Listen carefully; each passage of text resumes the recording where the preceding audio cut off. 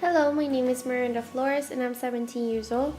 Today, Wednesday, 21st of September of 2016, I'm going to make a quick explanation of the Cold War for the contemporary world class.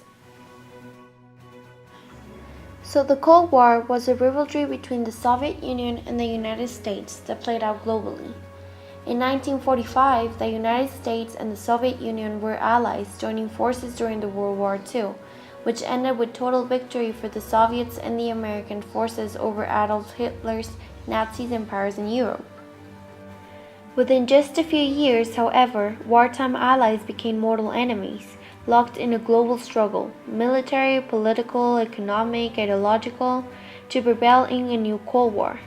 A clash of very different beliefs and ideology, capitalism versus communism, each held with almost religious conviction, formed the basis of an international power struggle, with both sides vying for dominance, exploiting every opportunity for expansion anywhere in the world. The Cold War got its name because there was no actual armed conflict between the Soviets and the Americans. It was a silent type of war, only the two rivals knew about the actual conflict. The Cold War branched out from Europe to include Asia, the Middle East, and Latin America, and in fact almost every part of the world was involved in some way, with the planet being divided into three worlds. The first world was the US, Western Europe, and any place that embraced capitalism, like Portugal, Great Britain, Canada, Chile, Denmark, France, Greece, Holland, Iceland, and Italy. The second world was the Soviet Union and its satellites, mostly China and Cuba, but including other countries like Finland, Sweden, Poland, Romania, Norway, Ireland, New Zealand, and Belgium. The third world was everyone else, that included a hugely diverse range of countries. One of the challenges faced by the so-called third world countries in terms of the Cold War was that neither the US nor the Soviets wanted any of these countries to remain neutral. Every nation was supposed to pick sides, either capitalist or communist. The role of the US government as capitalist was seen as a maintenance of individual liberty, peace, security, and property rights.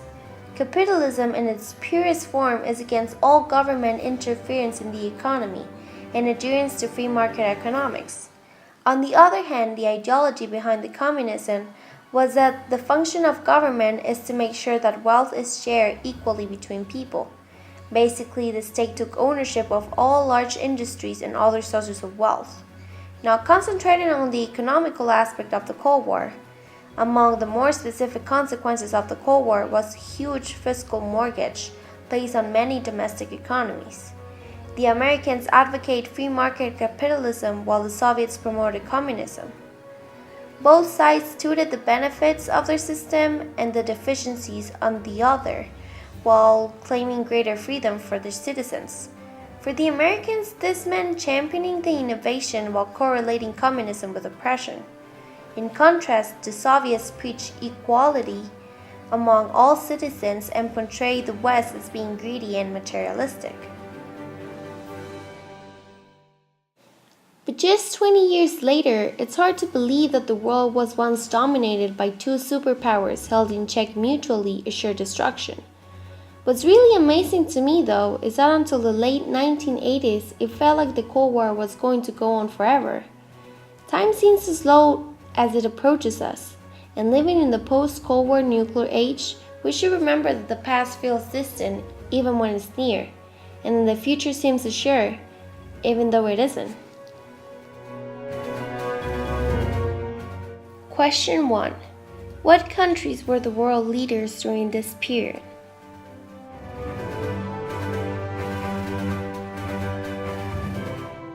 Question 2. Why did countries who were allies during the wars become enemies afterwards?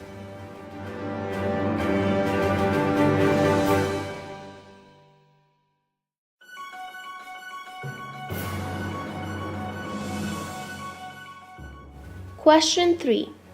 Where did the Cold War take place?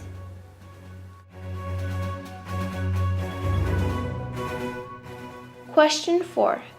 What opinion did the general public have of the Cold War?